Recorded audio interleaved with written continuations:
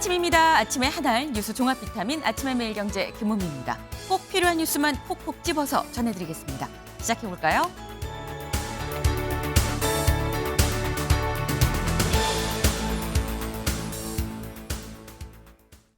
네, 매일경제 1면입니다. 노만석 검찰총장 대행 사표. 여당은 검사 파면법을 추진한다라는 소식입니다. 노만석 검찰총장 직무대행 어제 결국 사표를 제출했습니다. 그리고 여당은 검사 파면법을 추진할 방침이다라는 게 오늘의 1면 기사입니다. 이게 뭘까요? 정청래 대표, 검찰의 항명은 국기문란이다라고 얘기를 했다라는 거죠. 그리고 대통령실 면직안 제청되면 요거 바로 수리하겠다라고 밝혔습니다. 근데 이렇게 된다고 하면 이제 검찰은 대행의 대행 체제로 가는 것이냐. 요 얘기를 잠시 뒤에 대담으로 좀 짚어보겠습니다. 다음 기사 볼까요? 세계일보입니다. 조태용 구속, 내란 특검, 황교안 영장 청구입니다. 네, 어제 딱 이 시간 여기에서 저희가 방송 시간에 조태용 전 국정원장 조금 전 구속영장이 발부가 됐습니다. 구속이 됐습니다.를 말씀을 드리면서 황교안 전 총리 지금 현재 자택에서 체포영장 지금 현재 시도를 하고 있어요라고 말씀을 드렸는데 방송이 끝나기 전에 체포가 됐다라는 소식까지 저희가 전해드렸었습니다. 무려 3번의 시도 만에 체포가 된 건데 이번엔 도어락을 부수고 끌어냈다라고 하죠. 요 얘기도 잠시 뒤에 대담으로 좀 짚어봅니다. 다음 기사 볼까요? 조선일보입니다. 중국 공안 손바닥 위에 놓인 탈북민, 지문, 혈액, 홍채 정보 다 몽땅 다 수집당하고 있다라는 소식입니다. 네, 지금 북한 인권단체의 최근 보고서에 따르면 여기 좀 같이 볼까요? 이 탈북민들 스마트폰에 아예 앱을 깔아서 이 앱으로 동선도 실시간으로 감시하고요. 여기 나온 좀 지문, 혈액, 홍채 정보까지 몽땅 다 수집을 하고 있다. 그리고 이 정보를 문제는 북한이랑 공유도 하는 것 같다라는 얘기가 나옵니다. 탈북자들 목숨 걸고 북한을 나왔는데 여전히 북한 손바닥 안에 있는 거 아니냐라는 생각이 좀 드네요. 다음 기사 볼까요? 동아일보입니다. 한창 일해야 할 30대 33만 명 그냥 쉽니다. 왜 쉬는지 딱히 구직 활동을 하지 않은 상태에서 그냥 쉬어요라는 사람이 무려 33만이나 된다라는 거죠. 이 통계청의 이름이 바뀐 거죠. 통계청에 따르면 여기 볼까요? 1년 사이에 2만 4천 명이 그냥 쉰다는 사람이 들었다. 역대 최대다라는 거예요. 제조 건설업이 부진하고 양질의 일자리가 부족하기 때문 아니냐라는 건데 하지만 그럼에도 쉬는 기간이 길수록 또 취업을 포기하는 악순환까지 이어지는 게 진짜 큰 문제인 거죠. 쉬다 보면 그냥 계속 쉬고 싶죠. 앉으면 눕고 싶고 누우면 자고 싶고 이런 흐름 자체가 일단 빨간불이다라는 겁니다. 취업자 수는 역대 최다라고 하는데 전부 5060의 재취업이다라는 게 아이러니입니다. 다음 기사 볼까요? 중앙일보입니다. 장중 1,470원까지 원화값이 이렇게나 떨어졌다라는 소식입니다. 네, 환율이 심상치 않습니다. 근데 이런 지 좀 되긴 됐죠. 이 원화 가치가 계속해서 지금 떨어지고 있는 상황. 근데 정말 이제 그럼 정말 원달러 1,500원도 넘는 거야라는 생각이 드는 시점까지 왔습니다. 정말 7개월 만에 가장 원화 가치가 떨어졌다라는 얘기가 나오는데 해외에서 재료 수입해서 국내에서 만들어서 수출하는 전형적인 제조업체들 입장에선 굉장히 입는 타격이 클 수밖에 없겠죠. 근데 문제는 더 오르는 이 원화값 더 오를 수도 있다라는 겁니다. 이렇게 되면 정부 개입이 없어도 되는 건가라는 생각도 살짝 좀 드네요.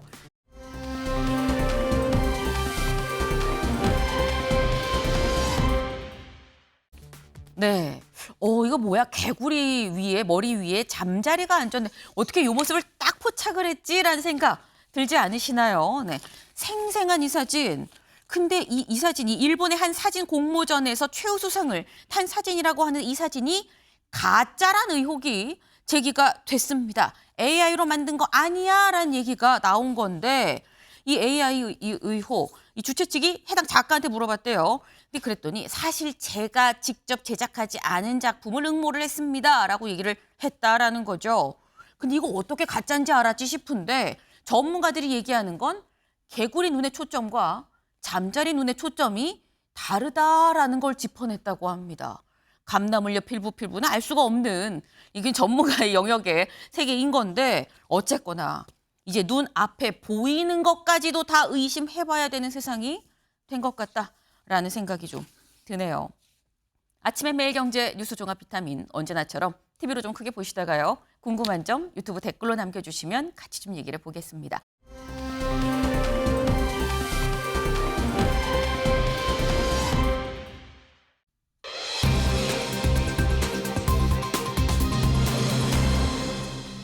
네, 많이 부대꼈다라는 겁니다. 뭘 많이 먹은 걸까요? 뭐가 이렇게 부대꼈는지 기사 보겠습니다. 항소포기 닷새 만에 노만석 결국 사의를 표했다라는 거죠. 다 예상이 됐었던 사의 표명이긴 했습니다만 어제 퇴근 시간까지 사실 이 얘기가 나오지 않았었는데 어제 늦지막 대검에서 공지가 나왔죠. 뭐라고 나왔느냐. 노만석 검찰총장 대행이 사의를 표명했다. 자세한 입장은 퇴임식 때 말씀드리겠다라는 얘기가 어제 오후 5시 20분쯤 해서 나왔었습니다. 사실 자세한 내용 퇴임식 때 얘기를 한다고 했는데 먼저 좀 흘러나오고 있어요. 조선일보 기사 좀 같이 볼까요? 저쪽 요구 수용이 어려워서 많이 부대꼈다. 부대꼈다는 게 이 뜻이었습니다. 저쪽 요구 수용이 어려워서 많이 부대꼈다. 저쪽은 어디고 요구는 뭐냐라는 생각이 들 수밖에 없는 거죠. 첫 번째 밑줄을 좀 같이 볼까요? 이겁니다. 옛날에는 정권하고 검찰이 방향이 같았는데 지금은 정권하고 검찰의 방향이 솔직히 좀 다르다. 전 정권이 기소해놨던 게 전부 다 현 정권의 문제가 돼버리니까 현재 검찰이 저쪽에서 요구하는 사항을 받아주기 어려운 상황이지 않느냐라고 했다라는 거예요. 그러면서 그쪽에 가는 것도 솔직히 쉽지 않았다. 그래서 홀가분하고 시원섭섭하다라고 어제 집을 찾아온 기자들한테 얘기를 했다라는 겁니다. 최수영 위원님, 일단 방향이 나와요. 지난 정권의 방향과 현 정권의 방향이 다르다. 그쪽에 가는 것도 솔직히 쉽지 않았다.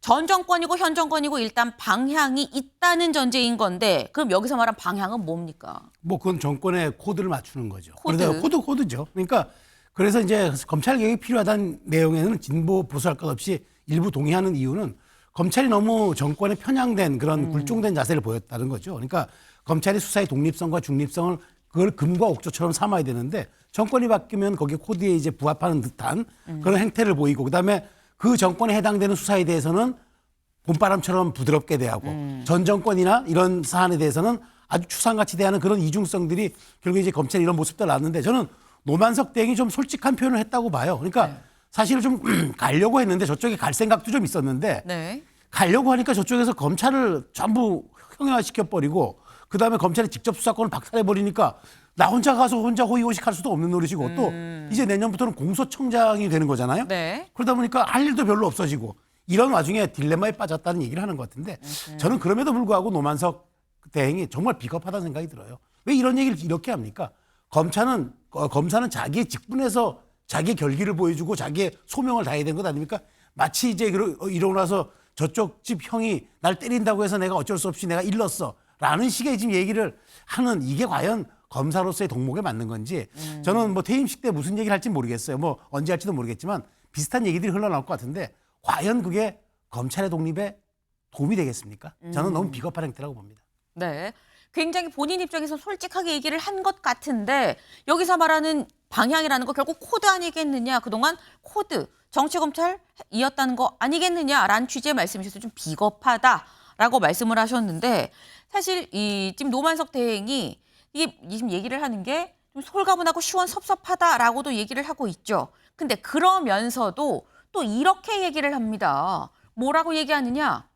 지금 비판을 굉장히 많이 받고 있죠. 지금 최수영 위원님한테도 비겁해요라고 지금 비판을 받았는데 제가 한 일이 비굴한 것도 아니고 저 나름대로 우리 검찰을 지키기 위한 행동입니다. 이 시점에선 제가 잘못한 게 없다고 부득부득 우겨갖고 조직에 득될 거 없다 싶어서 이 정도에서 빠져주자 이렇게 결정을 했습니다. 라고 기자들한테 얘기했다는 거죠. 박정환 교수님. 억울함이 살짝 좀 묻어 있어요. 사실 검찰이 정권 바뀔 때마다 부대낀 거는 네. 이번에 꼭 대장동 사건 항소를 포기했기 때문에 부대낀 건 아닙니다. 대장동 사건만 놓고 보더라도 원래 1차 수사팀이 대장동 일당에 대한 수사가 있었는데 정권이 바뀌면서 윤석열 정부가 들어오면서 이재명 당시 시장의 배임에 타겟팅한 네. 수사팀이 바뀌고 그다음에 기소장도 바꾸고 완전히 다 바뀌었어요. 검찰은 이미 그때 한번 부대꼈습니다. 그리고 또 정권이 또 바뀌면서 또 부대낀 거고요. 앞서서 최수영 의원 말씀하셨지만 비겁하다. 참 검찰이 왜 잣대가 정권 바뀔 때마다 잣대가 변하냐. 이런 점들은 뭐 비겁하다는 얘기로 저는 뭐 가름된다고 보고요. 그럼에도 불구하고 지금 검찰이 수장이 없는 상태잖아요. 그리고 검찰이 조직이 정말 그 와해가 되고 있고 네. 새롭게 검찰의 위상과 조직을 새로 만들어야 되는데 그 구심점을 해줄 사람이 없고 그렇다고 본다면은 지금 대행인 검찰총장, 대검 차장이 네. 지금 대응을 하고 있었는데 누군가는 검찰 조직에 남아서 향후 검찰이 국민의 신뢰를 받는 뭐 기소청장이 되든 뭐가 되든 조직으로 변화를 이끌 리더는 필요한 거 아니겠습니까? 그런데 본인은 그 역할을 갖다가 제대로 하지 못하고 이제 물러나게 됐기 때문에 네. 하고 싶은 말 많을 거예요. 물론 국민들도 본인 하고 싶은 말 많지만 국민들도 할 말 많습니다. 그래서 네. 퇴임식 할 때 무슨 얘기하는지 두고 보겠습니다. 네. 지금 뭐 많이 부대꼈다라고 하는데 딱히 이번에만 부대낀 게 아니라 정권 바뀔 때마다마다 그 굴곡굴곡이 다 부대꼈던 상황 아니냐. 왜 새삼 부대낀다고 하는 것이냐라는 말씀을 하셨어요. 그러면서 그렇다고 비겁하게 수장이 이렇게 떠나가는 게 맞느냐라고 말씀을 하셨는데 임주혜 변호사님. 사실 노만석 대행도 대행이었는데 지금 그만둔 거거든요. 그럼 대행의 대행으로 이제 기조실장이 맡는다고 하는데 이 체제 괜찮나라는 생각이 실제로 좀 듭니다. 그렇죠. 저도 우려스러운 지점은요. 지금 검찰의 지휘부가 흔들리고 있습니다. 네. 대행의 대행은 초유의 상태인데 검찰은 이 사건만 담당하는 조직이 아닙니다. 많은 일반 국민들의 사건을 검찰이 지금 해결해야 될 그런 의무와 책무가 있는데 네. 지금 지휘부가 흔들리면요. 일선 검사들 역시 불안할 수밖에 없습니다. 단순히 불안해서 끝나는 것이 아니라 계속해서 본인의 상부 지휘부가 무슨 회의하러 간대. 오늘 또 뭘 결정해야 된대. 의견 표명이 있대. 결국 사의를 표명했대. 흔들릴 수밖에 없죠. 네. 지금 실제로 많은 이제 국민들이 사건 너무 지연되고 있다. 언제 결정이 나오는 것이냐 이런 불면도 분명히 나오고 있을 텐데 대행의 대행 체제로 가면 일선 검사들이 제대로 사건을 처리하는 데 있어서 너무 지연되고 흔들리는 것이 아니냐. 이런 부분 우려는 충분히 있을 것 같고요. 중심을 잡아야 될 때가 아닌가. 의혹에 대해서는 충분히 설명을 하고 그 설명을 해야지만 일선 검사들이 또 지휘부의 지휘를 따를 것 아닙니까? 좀 결단이 필요한 대로 보여집니다. 네. 지금 검찰 수뇌부가 흔들리게 되면 일선 검사들까지 흔들리는 건데 사건이 대장동 하나만이냐라는 거죠. 한 검사는 이렇게 얘기를 하더라고요. 사실 대장동 사건보다 일반 사람들, 국민들한테 더 체감이 되는 건 작은 형사사건, 민사사건 이런 부분일 텐데 대장동 사건 하나에만 검찰이 너무 매몰되는 것 같은 느낌이 없잖아 있다라는 얘기도 현장에서 또 나오고 있습니다. 네. 사실 노만석 대행 어제 저희가 얘기를 하면서 뭐라고 했냐. 자기 거취 자기가 못 정할 거다라는 얘기를 살짝 나왔었어요. 근데 그 얘기인즉슨 그만두고 싶어도 더 있어 그러면 더 있을 수밖에 없는 거고 더 있고 싶어도 그만둬 그러면 그만둘 수밖에 없다라는 건데 어제 예결위에 출석해 있다가 노만석 대행의 이 사의 표명 소식을 들은 정성호 법무부 장관은 뭐라고 얘기했을까요? 직접 들어보시죠. 그러니까 사의 표명을 한 거거든요. 그 얘기에 따르면 자기는 원하지 않는데 법무부 지휘를 통해서 어쩔 수 없이 항소 포기했다는 겁니다. 아니 그런 정도 의지가 있었다고 하면은 장관의 지휘를 서면을 요구하든지 그래야 되는 거 아니겠습니까? 이게 저는 사실 이해할 수가 없습니다. 검찰총장 대행에게 장관이 지휘권을 행사할 수도 있으니까 항소를 알아서 포기하라고 했다고 한다. 이렇게 법무부 차관에게 지시하셨습니까? 뭐 그런 사실 없습니다. 네. 네. 지금 정성호 법무부 장관은 내가 딱히 지시한 것도 아니고 대체 이런 결단을 내리면서 왜 그만두는 거야? 난 지금 이런 상황 자체가 이해가 안 되네라는 얘기를 지금 하고 있죠. 조선일보 기사 좀 같이 볼까요? 정성호 댓글 수사 땐 이 법무부 장관 의견 표명도 상당한 외압이다라고 얘기를 했었던 적이 있다라는 게 오늘 조선일보의 또 기사입니다. 요때 목소리도 같이 좀 들어보고 얘기 이어가 보죠.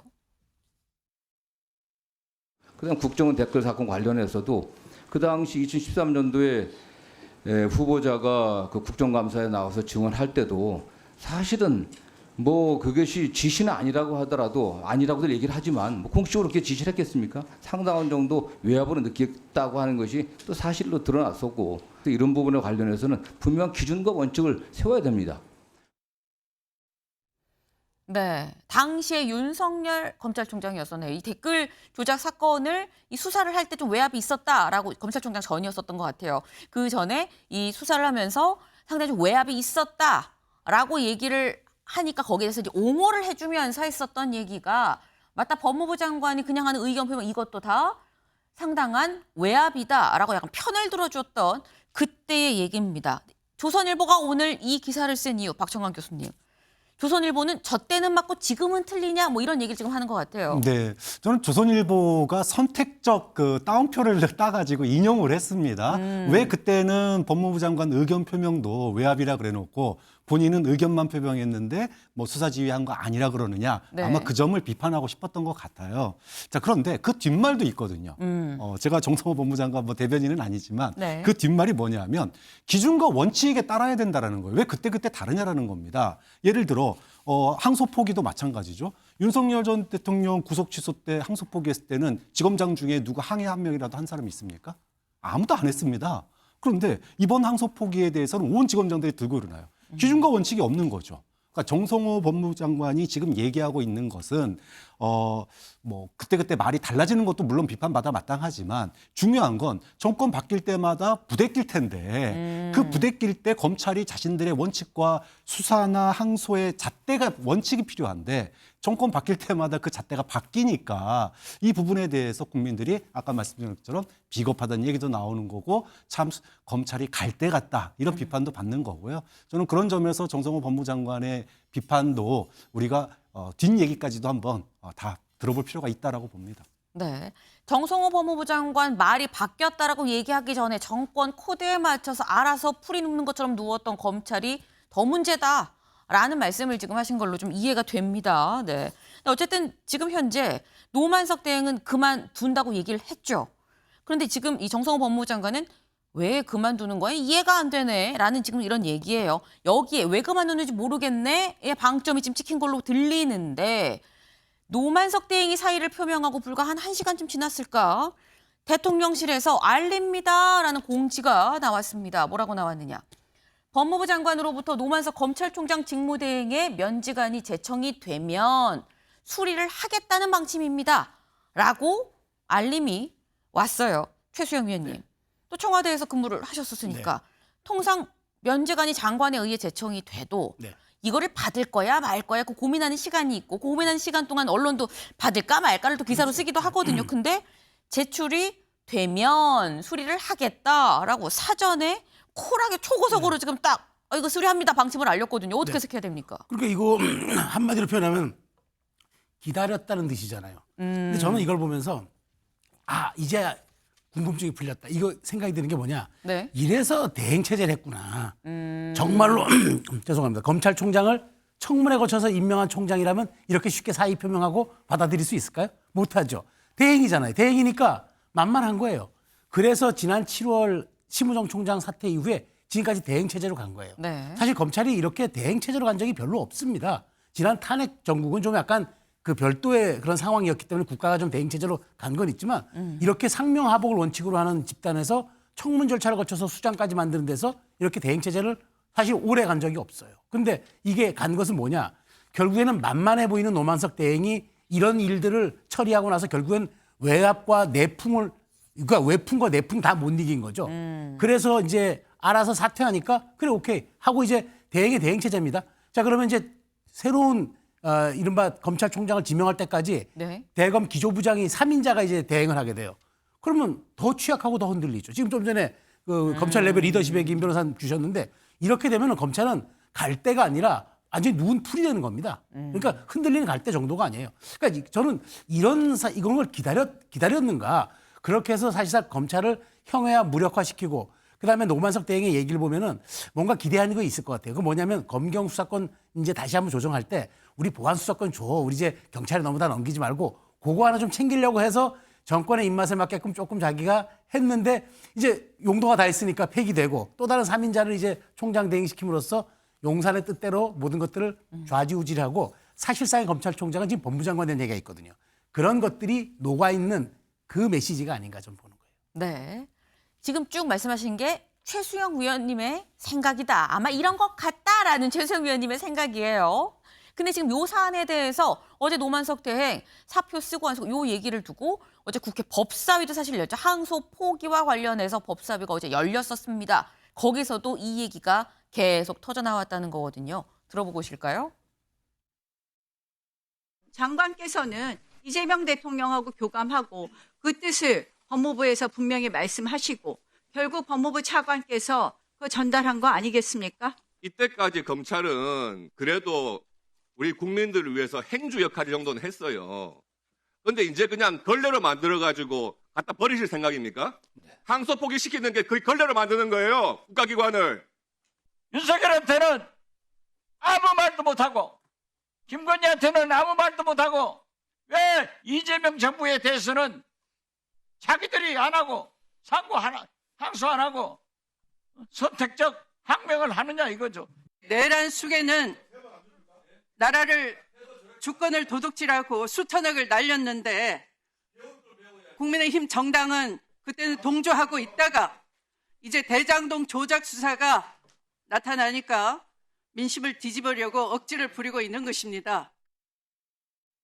네, 어제 법사위에서 고성이 난무했다라는 표현이 적절할 것 같습니다. 볼까요? 노만석, 그 정도 의지면 집이 요구했어야지. 라는 얘기가 정성호 법무장관이 한 얘기죠. 근데 그러면서 또 사표를 그럼 왜 냈겠습니까? 괜히 냈어요? 라는 얘기가 야당에서 또 흘러나왔다. 법사위에서도 시끌시끌, 예결위도 시끄러웠고요. 온통 이 얘기뿐이다 라는 겁니다.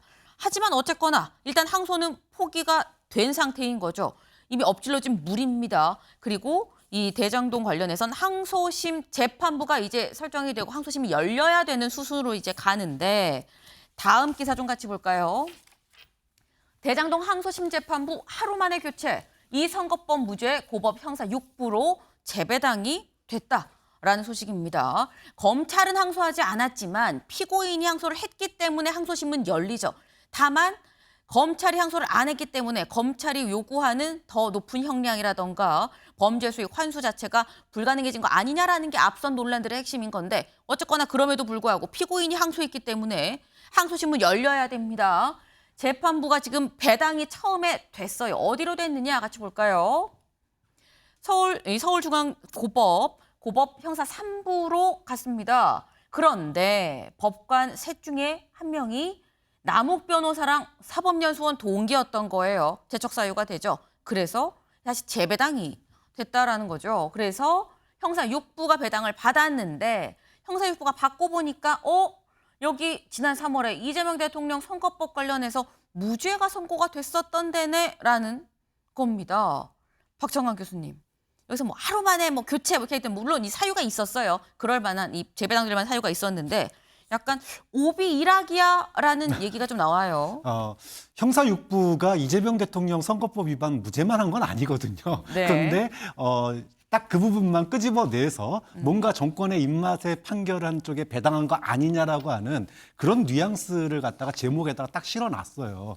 그런데 뭐 형사 6부가 이재명 대통령에게 유리한 판결만 내린 건 아닙니다. 여권에 불리한 판결 내린 것도 많고요. 좀 그런 점에서 저것만 똑 딴 거는 뭔가 좀 여론을 갖다가 조금 오해하게 만드는 그런 여지가 있기 때문에 행간을 읽는 독자들이 또 시청자들이 판단을 해야 될 것 같습니다. 네.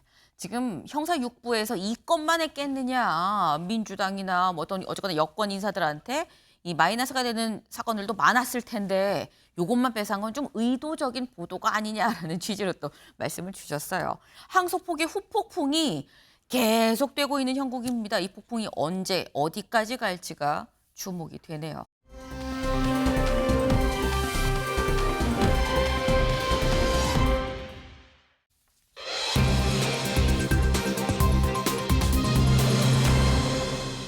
어게인 무슨 얘기인지 기사같이 보겠습니다.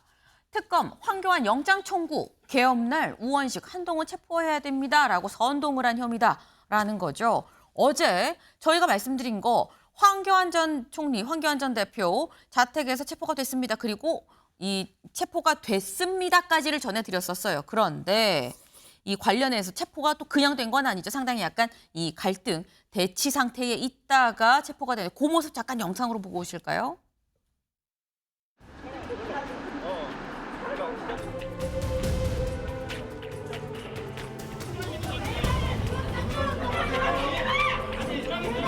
이웃집행 방해 및 특허법 위반 혐의로 현행을 체포하였습니다.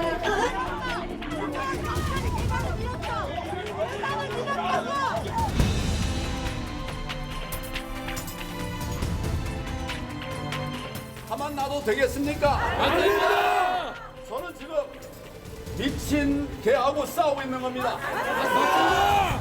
보세요. 제가 내란 공범이라고 해요. 여러분, 그런데 내란죄가 있기는 있었습니까? 윤 대통령이 한 일은 뭔가 계엄령을 통해 가지고 선관위를 압수수색한 것이 전부입니다. 네. 황교안 전 총리 발언이 굉장히 셉니다. 뭐라고 했느냐. 체포된 황교안, 내란 없었다. 미친 개와 싸우는 중이다라고 얘기를 했어요. 최수영 위원님. 근데 다시 읽기가 좀 그렇긴 합니다.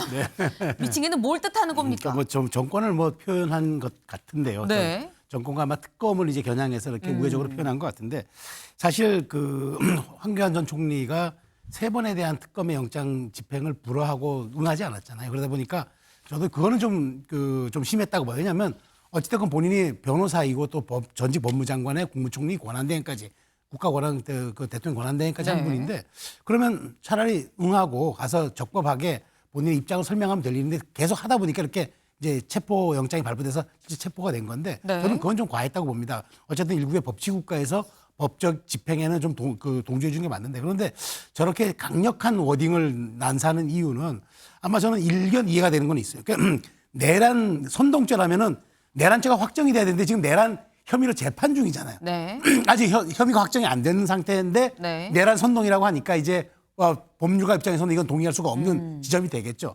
이제 그럼에도 불구하고 저렇게 강력하게 뭐 광견 운운하는 거는 제가 보기에 어쨌든 강경 지지층에게 좀 호소하는 듯한 그런 모습이 비춰지는데 저는 저런 것보다는 오히려 법률가로서 특검에 가서 법적 다툼과 어떤 그 사실관계를 통해서 차라리 본인의 어떤 뭐 부재라든가 억울함을 입증하는 게 맞는 거지 저렇게 대중선동과 거리의 정치를 통해서 이렇게 세를 직결한다는 건 또 다른 의도를 우리가 나올 수 있기 때문에 자제가 좀 필요하지 않는가 그런 생각이 들어요.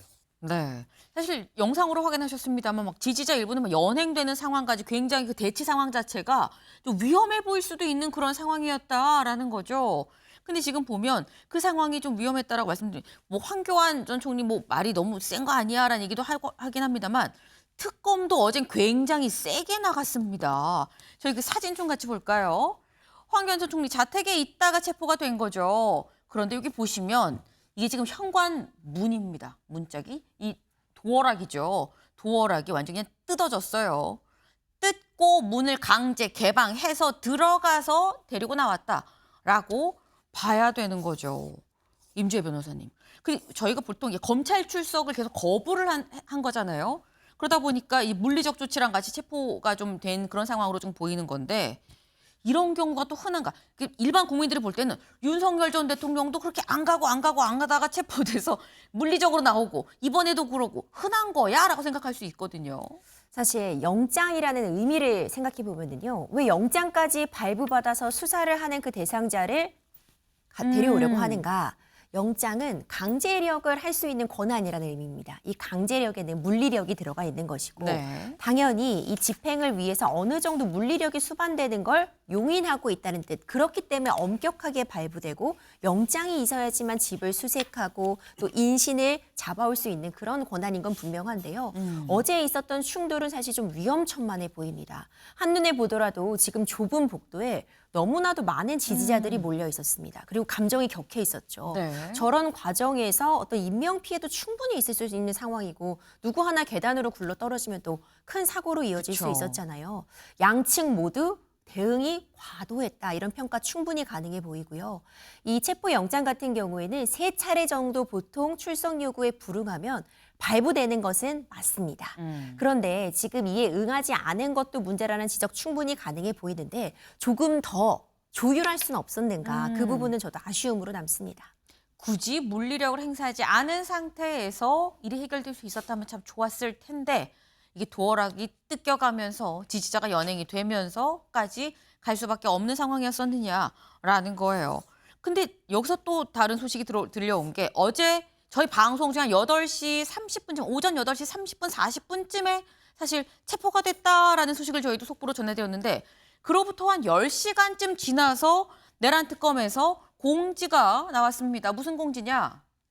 오후 6시 50분께 황교안 전 국무총리에 대해 내란 선동 혐의로 구속영장을 청구를 했다라는 거예요. 그럼 아침에 체포해서 저녁에 구속영장을 지금 청구를 했다라는 건데 임 변호사님. 그럼 이건 체포하기 전에 영장 써놨나라는 생각이 살짝 들기도 하고요. 준비를 해놓을 수밖에 없는 물리적인 시간이죠. 물론 체포영장이 이제 집행이 되면 48시간 이내에 구속영장을 청구해야 됩니다. 왜냐하면 48시간이 지나면 다시 인신을 풀어줘야 되기 네. 때문에 그런 시간적인 제약은 있었지만 그럼에도 불구하고 특검 측이 이미 상당 부분 준비를 했다. 왜냐하면 어제 황교안 총리가 수사를 받았지만 어떤 유의미한 진술이 있었을지 지금 사실 그 부분은 미지수로 남습니다. 다만 구속영장이 발부될 것인가 그건 또 전 다른 차원이라고 보는데요. 네. 일단 내란 선동이라는 죄, 결국 내란을 옹호하고 내란을 부추겼다는 건데 만약 이 죄목이 비상계엄 선동죄라고 한다면 충분히 적용될 수 있을 겁니다.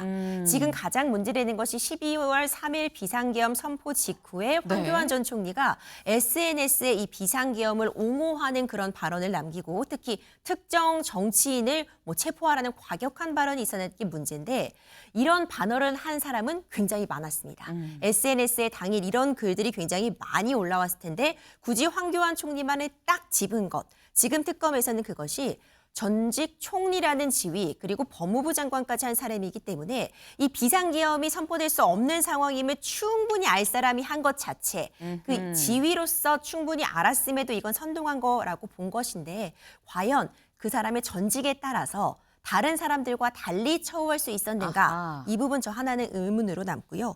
두 번째로는 비상계엄 당일에 이런 글을 올렸는데 과연 특검 측은 황교안 전 총리가 이미 비상계엄을 인지하고 있고 어떤 폭력 행위라던가 시민들의 불안을 유도할 수 있는 행동들을 지휘하고 또 이것을 모의했는가를 입증할 만한 추가적인 증거가 있는가 그 부분에 따라서 구속영장 발부는 충분히 달라질 수 있으리라 봅니다. 네. 사실 이 어제 저녁에 이 구속영장을 청구해서 오늘이 영장실질심사입니다. 오늘 오후 4시에 영장실질심사가 지금 예정이 돼 있는데 영장 발부까지는 좀 더 지켜볼 부분이 있다라고 말씀하셨어요. 박정환 교수님. 네. 단순하게 뭐 전직 총리였고 법무부 장관이었기 때문에 대표적 인사로 딱 찍어가지고 뭐 손봐주려고 했다 이런 취지로 말씀하신 것 같은데 결코 그런 게 아닙니다. 12월 3일 그 저녁에 계엄이 해제되기도 전에 우원식, 한동훈 체포를 갖다가 SNS에다가 얘기를 한 거예요. 그러면 그 당시에 체포조 얘기는 사실 우리가 며칠 지나고 나서 국민들이 알게 된 사실 아닙니까? 네. 그러면 황교안 전 총리는 이 사실을 어떻게 알았냐는 거예요. 그냥 본인이 SNS에다가 지금 국회에서 해제하려고 하니까 계엄 반대하니까 그 사람들 체포하라고 한 건지 아니면 계엄을 추진했던 세력과 뭔가 연계가 있는 건 아닌지 이런 합리적인 의심이 들어간 거고요. 그다음에 두 번째 그 당시에도 계엄에 찬성하고 또 탄핵 반대를 하신 분들은 많습니다. 그런데 일관성과 연속성이 중요해요.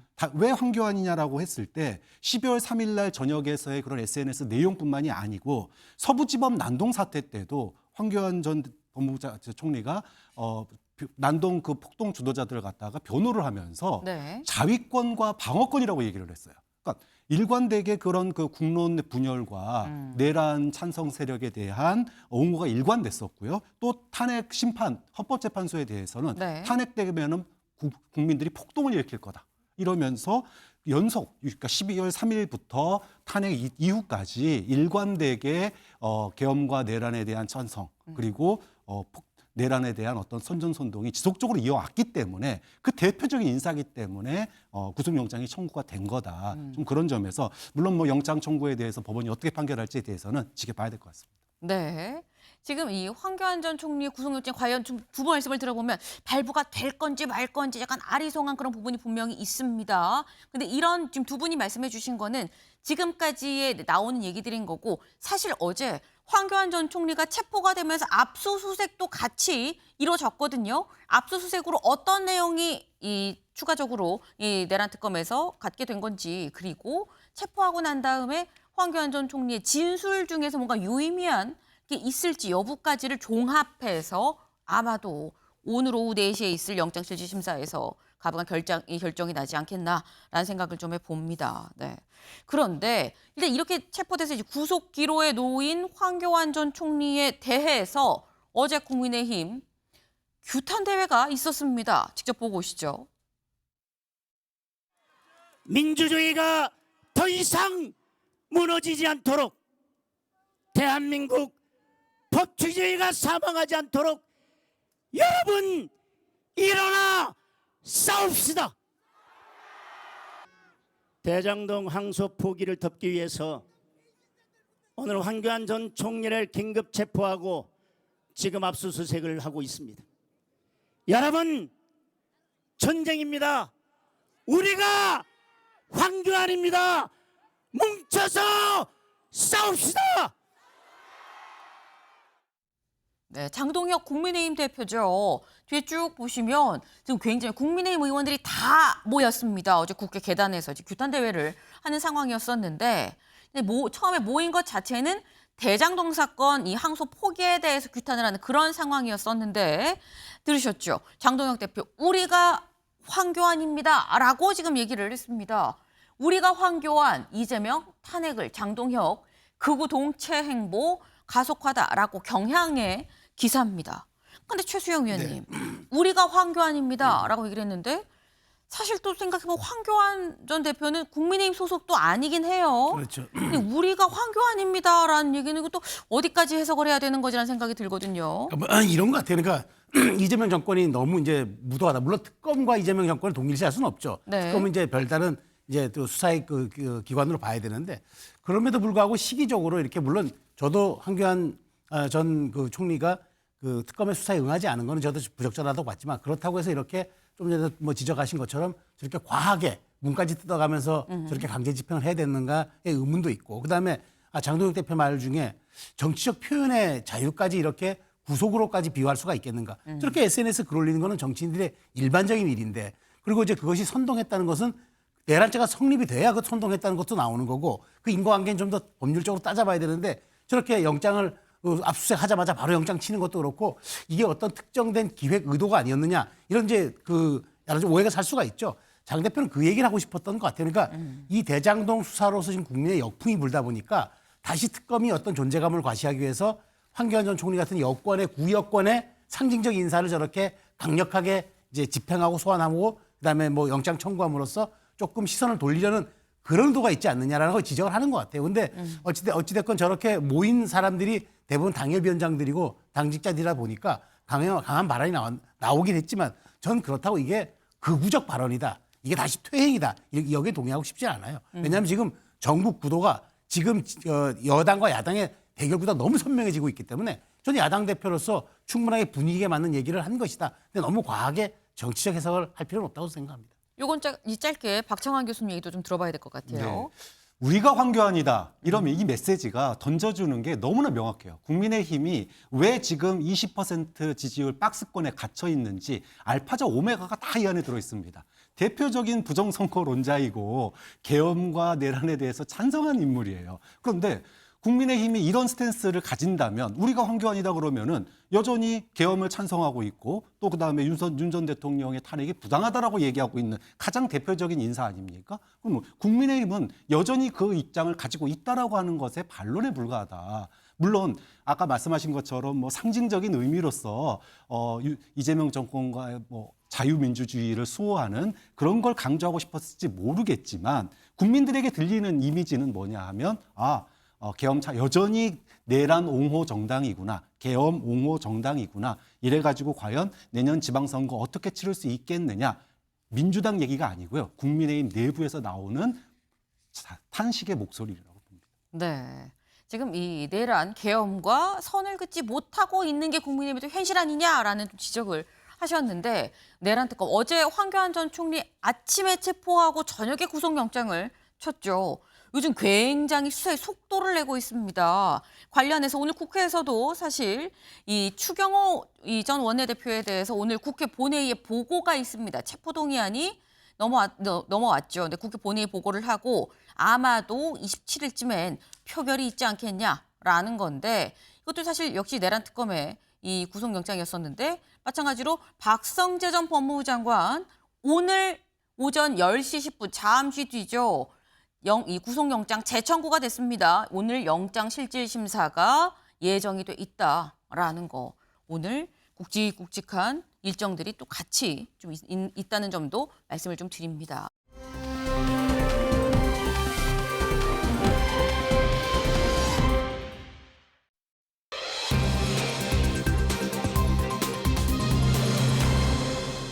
불륜 의혹 형성입니다. 아니, 아침에 매일경제에 불륜이란 단어가 등장을 하다니. 네, 대체 뭔 일이냐 보겠습니다. 김건희 여사 어제 이 보석 신문이 있었죠. 그런데 김건희 여사 측의 보석 신문 의견서에 이런 내용이 적혀 있었다라고 해요. 특검이 불륜 의혹을 먼저 형성을 해서 확산시키는 방식으로 여론 프레임을 좀 구축을 하고 있다라고, 억울하다라고 얘기를 했다라는 겁니다. 이 얘기가 왜 나왔느냐? 특검이 지난 재판 때 재판정에서 공개한 문자가 있습니다. 그 문자 좀 같이 볼까요? 한 50대 남성 이모 씨와 김건희 여사가 주고받은 내용이에요. 지금 현재 이 이모 씨는 도이치모터스 주가 조작 사건 공범으로 지금 지목이 되고 있는 상태인데, 현재 도주해서 잡지 못하고 있는 상태죠. 이 사람과 둘이 문자를 주고받았는데, 이 이모 씨가 난 진심으로 네가 걱정돼서 할 말 못할 말 다 하는 거야. 도이치는 손 떼기로 했어. 라고 얘기를 했더니 김 여사가 내가 더 비밀을 지키고 싶은 사람이야. 라고 얘기를 했었다라는 거예요. 어쨌거나 뭐 무슨 내용에 대한 건지 정확히 알 수는 없지만, 어쨌거나 뭐 할 말 못할 말 뭐 다 하고 비밀 얘기가 좀 나오고, 그러다 보니까 어쨌거나 가깝긴 되게 가까운 사이인 것 같다라는 생각이 들긴 드는 거죠. 근데 관련해서 이 문자 내용이 공개가 되니까 장경태 의원이, 민주당의 장경태 의원이 이런 얘기를 했었습니다. 들어보시죠. 여러 정보들을 좀 교환하는 과정에서 이 이땡땡 이분이 이종호 아닙니다. 이거 다른 사람이에요. 이종호가 아닙니다. 네, 이분에 관련돼서는 수사가 진행이 안 된 측면도 있고, 그 김영희 씨 핸드폰을 포렌식하는 과정에서 나온 거잖아요. 근데 이땡땡과 관련돼서 상당히 은밀한 관계로 보이는 글들이 대량으로 발견됐다라는 뭐 정보가 있긴 합니다. 사실상 이 도이치모터스 주가 조작 과정에서 상당히 이 역할을 했던 사람이고, 또 실제 왜 이렇게까지 역할을 했나라는 생각이 들었을 때, 이 김건희 씨와 이모 씨가 아주 밀접한 관계가 아니고서는 그렇게까지 노력할 의미가 없었거든요. 네. 지금 장경태 의원은 뭐라고 얘기를 했느냐? 뭔가 은밀한 관계로 보이는 글이라고 지금 얘기를 했습니다. 박정환 교수님. 그래서 김 여사 쪽에선 뭔가 불륜 의혹의 프레임을 지금 만들려고 의도한 거 아니야라고 얘기를 하는 거거든요. 네. 뭐 사실은 저 문자가 공개되기 전부터도 소문들은 많았고, 또 이 부분을 갖다가 전문이 공개된 게 아니다 보니까 소설들이 참 많이 쓰이는 것 같아요. 네. 근데 차마 이제 언론이나 방송에서는 우리가 그래도 그 공개적으로 어떤 내용이 나온 게 없는데, 네. 이거를 갖다가 추측해서 무슨 사이냐, 뭐 무슨 관계길래 저런 문자가 주고받느냐, 이렇게 부풀릴 필요는 없다고 봅니다. 우리가 죄에 대해서는 미워해야 되지만 사람에 대해서는 미워할 필요가 없습니다. 그런 점에서 그런 그러니까 불륜 의혹이 만들어지는 그런 분위기가 있는 건 분명한 사실이에요. 하지만 그 부분에 대해서 특검이 네. 개인의 신상을 지켜주는 것과 죄를 엄단하는 건 다른 문제거든요. 좀 그런 점에서 물론 뭐 기자들이 열심히 취재해서 나온 거긴 하겠지만 죄와 관련된 부분에 대해서는 좀 더 확실하게 공개를 하고, 그렇지 않은 부분에 대해서는 개인의 명예를 지켜주는 것도 조금 특검이 좀 노력해야 될 부분이다. 그렇게 보고 언론도 너무 소설 쓰는 거에 대한 질문이나 이런 부분들은 어떤 확실한 물증이 나오기 전까지는 추측성 발언들은 좀 삼가하는 게 맞다. 오히려 죄의 본질에 좀 더 집중하자. 그런 마음이 듭니다. 사실 은밀한 관계라는 표현은 언론이 쓴 게 아니라 장경태 의원이 지금 쓰시긴 하셨거든요. 네. 그 부분에 대해서도. 네, 그럼 마찬가지죠. 거기 출연하시는 출연자분들도 네. 뭐 특히 정치인들이 진영에 있는 정치인들이 저런 표현을 쓰게 되면 지지자들이 자연스럽게 따라가게 되거든요. 그런 점에 있어서는 뭐 방송에 나오는 패널 분들도 발언을 조심해야 되지만 정치인들도 표현을 좀 더 자제할 필요가 있다. 아까도 말했지만 죄와 사람은 구분해서 이야기하는 게 맞다고 봅니다. 네. 중요한 부분을 말씀해 주셨어요. 사실 사생활은 사생활이고 그리고 이게 지금 이 의혹이라는 것 자체가 이렇게 약간 있는 것처럼 형성이 되는 부분이 있는데 이런 부분 자체가 기다 아니다를 논박하는 것 자체가 좀 불필요한 부분이다. 근데 이런 분위기를 형성하는 것 자체가 좀 문제다라는 말씀을 지금 주셨습니다.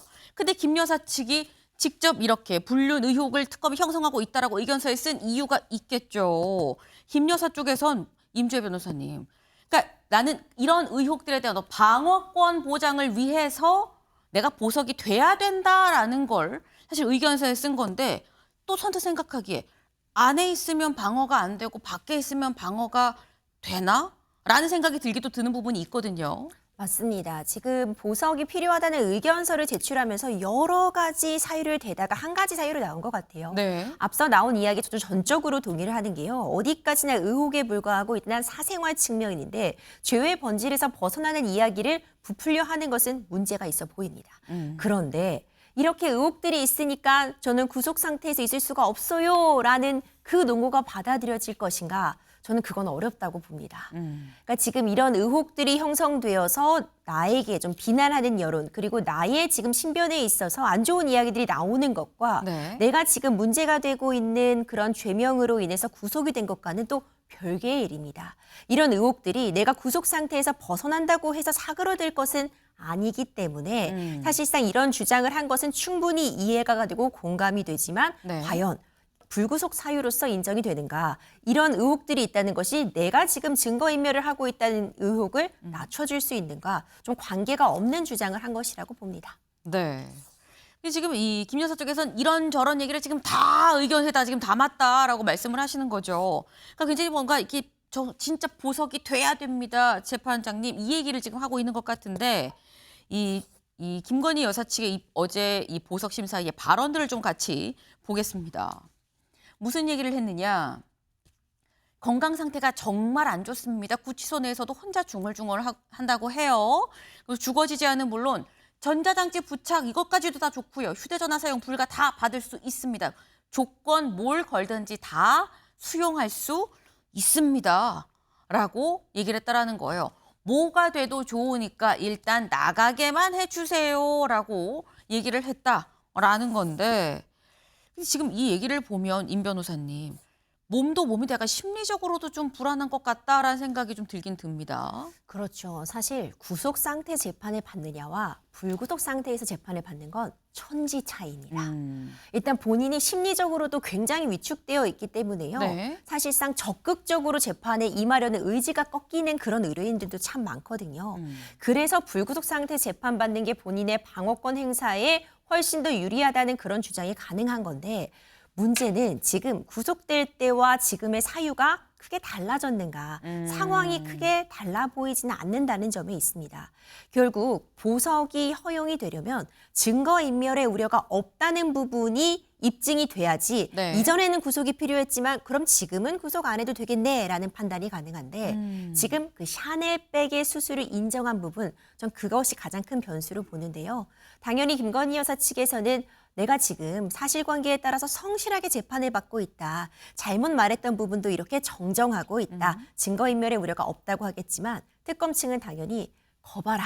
이것이 바로 가장 큰 증거인멸의 우려다. 말을 바꾸고 있지 않냐 이렇게 주장할 거기 때문에 물론 건강상에 얼마나 지금 우려 있는 상황인지는 의사의 소견서를 통해서 입증을 할 것이고요. 네. 재판부가 현 상황, 증거인멸의 우려가 여전히 있다고 볼지에 따라 결론이 달라질 텐데 이전과 크게 상황이 달라진 것 같지는 않아서 보석 자체는 좀 어렵지 않나라는 의견도 나오고 있습니다. 네. 보석 자체는 전과 좀 달라진 사유가 정황이 없기 때문에 쉽지 않아 보인다라는 말씀을 하셨어요. 아직 결론이 나지 않은 상태에서 어떤 결론이 나올지 좀 주목해 볼 필요가 있어 보입니다. 네.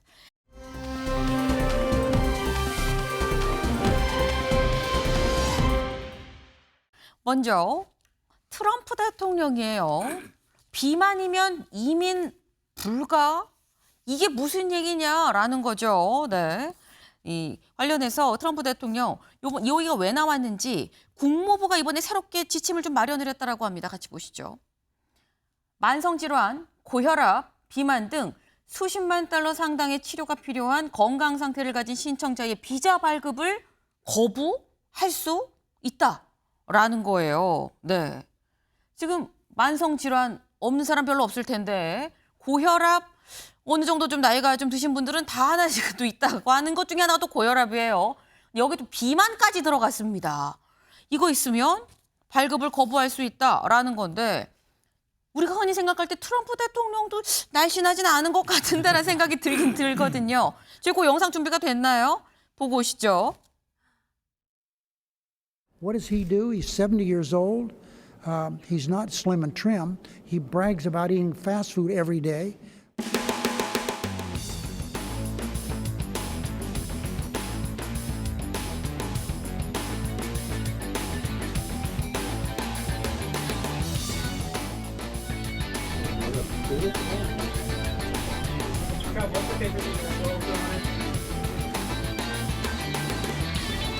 Eli Lilly and Novo Nordisk have agreed to offer their most popular GLP-1 weight loss drug, I call it the fat drug, remember?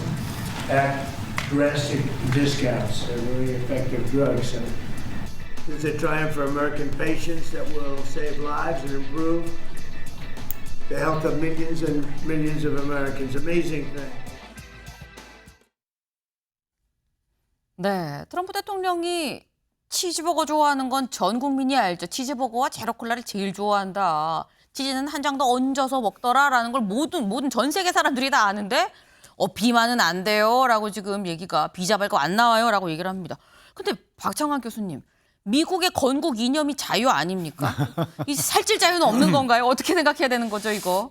참 너네나 잘해라 이런 생각이 먼저 들고요. 네. 사실은 비만이 심각한 거는 다른 나라들보다 미국이 제일 심각하거든요. 네. 그런 점에서 지금 이제 예산이 이제 뭐 제대로 안 돌아가고 있고 그 논란 중에 하나가 오바마 케어에 대한 그 예산도 있어요. 그러다 보니까 외국에서 오시는 분들 특히나 이제 왔다가 불법 체류자로 남으면 또는 미국에 들어오면 저 비용을 다 건보해서 내야 되는 거 아니냐, 재정이 펑크날 거다. 아마 이걸 얘기하는 것 같은데 사실은 저것도 거의 어떻게 보면은 잠재적 무슨 뭐 불법 체류자 외국인들을 또는 잠재적으로 우리 예산을 깎아먹는 사람 어떻게 보면 혐오와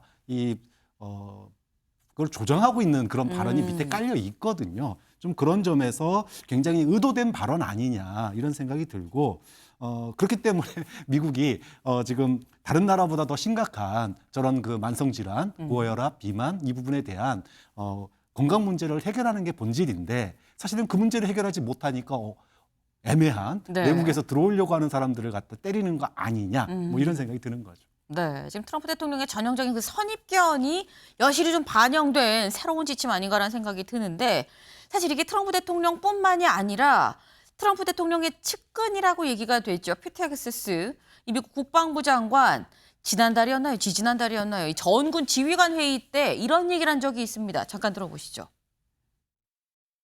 Frankly, it's tiring to look out at combat formations or really any formation and see fat troops. No more beardos. The era of rampant and ridiculous shaving profiles is done. And if you don't like what I'm saying, you can leave the room. Of course, there goes your rank, there goes your future.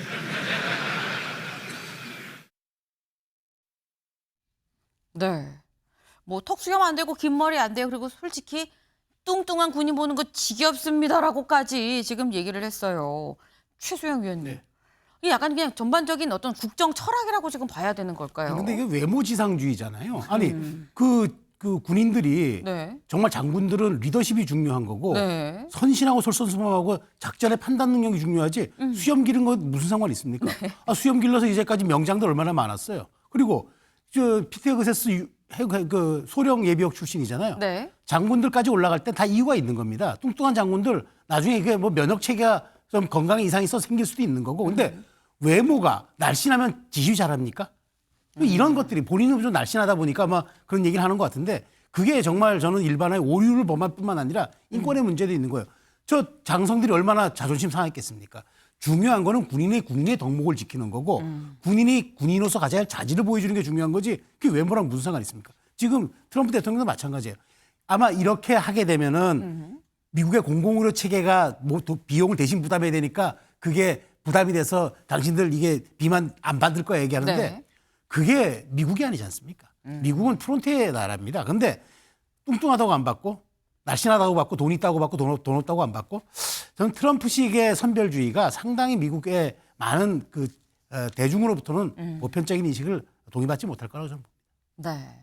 사실 미국이 세계 어떤 기준이 되던 때가 있었죠. 팍스 아메리카나라는 얘기까지도 있었었는데 이게 지금 이렇게 뭐 뚱뚱하면은 이 비자 발급도 안 나오는 이런 나라가 되는 건가라는 생각이 드네요. 네. 실제로 이 새로운 지침이 적용이 되는 사례도 있을 건지 적용이 된다면 그 또한 뉴스입니다. 그 뉴스도 나오면 바로 또 저희가 전해드릴 수 있도록 해보겠습니다.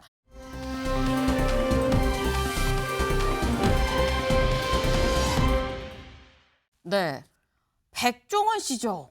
백종원 씨인데 한쪽은 또 뉴진스입니다. 백종원과 뉴진스의 공통점이 대체 뭐야? 왜 같이 나온 거야? 제목하여 논란 뒤에 복귀하는 연예인들입니다. 논란. 일단 백종원 씨는 여러 논란이 있었죠. 국민일보 기사 좀 같이 볼까요? 뜨거운 감자가 된 백종원 복귀. 백종원 씨가 다시 방송 프로그램에서 얼굴을 비치게 될 걸로 지금 보입니다. 그런데 복귀하는 거 맞는 거야? 라는 얘기가 나오고 있다라는 거죠. 왜? 그동안 많은 논란들이 있었습니다. 어떤 논란이 있는지 같이 볼까요? 백햄의 가격 논란이 있었어요. 돼지고기 함유가 원래 예정된 것보다 너무 적은 거 아니냐 뭐 이런 얘기가 있었죠. 그럼 이 가격이 되면 안 되는 건데 이런 얘기. 덮죽, 쫀득고구마빵, 원산지를 허위로 표기했다라는 이 의혹이 있었습니다. 그리고 농지법 위반 논란도 있었고요. 그리고 식재료 위생, 뭐 이렇게 뭐 이 음식에 뿌리는 거를 무슨 농약 치는 기계를 갖고 뿌리면 이거 괜찮은 거야 뭐 이런 얘기까지도 있었다. 사실 여기에 저희가 다 담지 못하긴 했습니다만 이런저런 크고 작은 논란들이 좀 쉬지 않고 나왔었는데 그래서 그때 백종원 씨가 자신의 SNS에 이렇게 얘기를 했죠. 보고 오실까요? 최근 방송 갑질이라는 무서운 의혹까지 제기되고 있는 것을 잘 알고 있습니다. 이 또한 저의 잘못입니다. 머리 숙여 사과드립니다. 지금부터 저는 현재 촬영 중인 프로그램을 제외하고는 모든 방송 활동을 중단하도록 하겠습니다. 네. 지난 5월에 촬영 중이던 것까지만 하고 다 중단합니다. 그리고 그동안 모습을 볼 수 없었는데 다시 요번에 나온다라는 거예요. 오늘 17일에 한 예능 방송으로 복귀를 할 것 같다라는 건데 최수영 위원님. 사실 이게 이 국민 감정이라고 얘기를 해야 될까요? 국민 법 감정이라고 얘기를 해야 될지 모르겠는데 백종원 씨의 복귀가 적절하냐 못하냐 어떻게 보십니까? 저는 논란이 있는 거죠. 왜냐하면 뭐 개인의 선택의 문제이고 우리가 뭐 직업이라든가 상황 선택에는 우리가 분명히 자유가 있으니까. 그런데 전 좀 사실 부정적이에요. 왜냐하면 물론 일부 혐의, 그러니까 아까 나갔던 뭐 원산지 표기 뭐 그 네. 위반이라든가 이건 무혐의 처리 받았고 나머지도 내사 종결 처리된 것들도 있어요. 네. 그러니까 뭐 법적인 논란은 차치하더라도 대중의 정서라는 건 저는 굉장히 중요하다고 보는데 일단 기본적으로 경영자 아닙니까? 더번 코리아.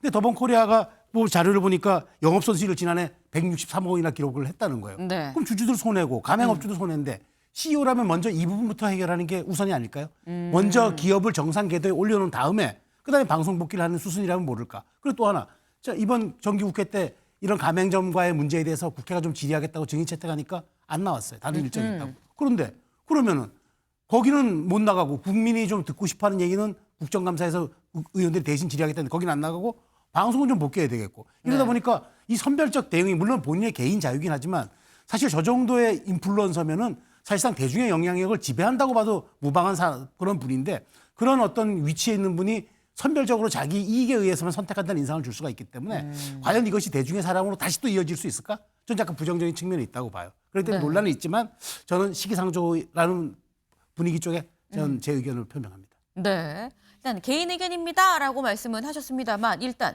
국회에서 사람들이 듣고 싶은 부분에 대해서는 나오라고 해도 나와서 얘기하지 않다가 방송으로 복귀하는 거 이건 글쎄 나는 반대입니다라는 취지의 말씀을 하셨어요. 박정환 교수님 어떻게 보십니까? 사실은 이제 요식업이 네. 현재 들어와서는 이 방송과 요식업의 이 성장 관계가 거의 공생 관계가 됐어요. 네. 그렇기 때문에 사업과 방송을 칼같이 끊어서 왜 방송은 공공의 영역이고 소위 말하면 공인인데 거기에 대해서는 책임 안 지고 그러느냐 이런 비판이 나올 수 있지만 저는 그럼에도 불구하고 이미 방송과 이 특히 요식업 쪽은 방송과 이 사업의 경계가 허물어졌다고 봐요. 방송에 나오지 않으면은 소위 말해서 그 요식업이 뜨지를 못합니다. 네. 근데 그러다 보니까 공인과 사업의 이 경계선이 모호해진 이 측면들이 있기 때문에 언제까지 백종원 씨에게 공인으로서의 그런 역할만 강조를 할 거냐. 아까 163억 상반기 더본코리아가 163억의 적자를 기록했는데 네. 사실은 이게 또 방송 안 나오는 거하고 연관이 있는 면도 있거든요. 그런 점에서 조금 더 사업의 어떤 활성화 그리고 가맹점주들의 그동안 비판받아왔던 왜 가맹점들에게 좀 더 혜택이 돌아가고 국민들의 건강에 좀 더 공익적인 그런 활동을 하는데 복귀하시면 한때는 뭐 대선 주자까지 거론됐던 분 아닙니까? 그렇다면 그에 걸맞는 명성에 걸맞는 책임감을 조금 더 가지고 방송에 복귀하는 모습을 봤으면 좋겠다. 공인은 아니라고 봐요. 사업가이기 때문에 저는 사업가 다운 모습이 중요하지만 그럼에도 불구하고 영향력이 워낙 크니까 네. 좀 더 국민의 안전, 그다음에 가맹업주들의 이익 이런 부분들에 대해서 고민하는 방송을 좀 더 해주셨으면 하는 바람이 있습니다. 네. 지금 두 분의 말씀이 살짝 좀 의견이 좀 갈렸어요. 근데 어쨌거나 이 지금 복귀는 예정이 돼 있는 상태인 거죠. 여기에 대한 국민들의 진짜 마음은 어떠한지는 아마도 그 복귀하는 방송 첫 화의 시청률이 말해주지 않을까라는 생각을 좀 해봅니다. 그런데 아까 백종원 씨 옆에 누가 있었냐? 뉴진스가 있었어요. 뉴진스가 왜 나왔느냐? 기사 같이 볼까요? 뉴진스 멤버 전원 어도어에 복귀를 하기로 했다라는 겁니다. 어도가 원래 본 소속사죠. 본 소속사에 있다가 지금 계약 체결 이 문제를 얘기를 하고 그러면서 다 나왔었어요. 저희 나올 거예요. 계약 이거 안 되는 겁니다라고 이게 나왔는데 법정까지 갔는데 법원이 뭐라고 했냐? 전속 계약 이거 유효합니다. 나올 수 없어요. 계약 깰 수 없어요. 계약한 기간까지 해야 됩니다라고 판결을 했다라는 거죠. 항소기한이 있는데 항소기한을 하루 남기고 복귀하기로 했다라는 거예요. 네. 근데 관련해서 사실 뉴진스 그동안 국회, 법정 여러 번 왔다 갔다 했는데 그 모습 잠깐 보고 오실까요?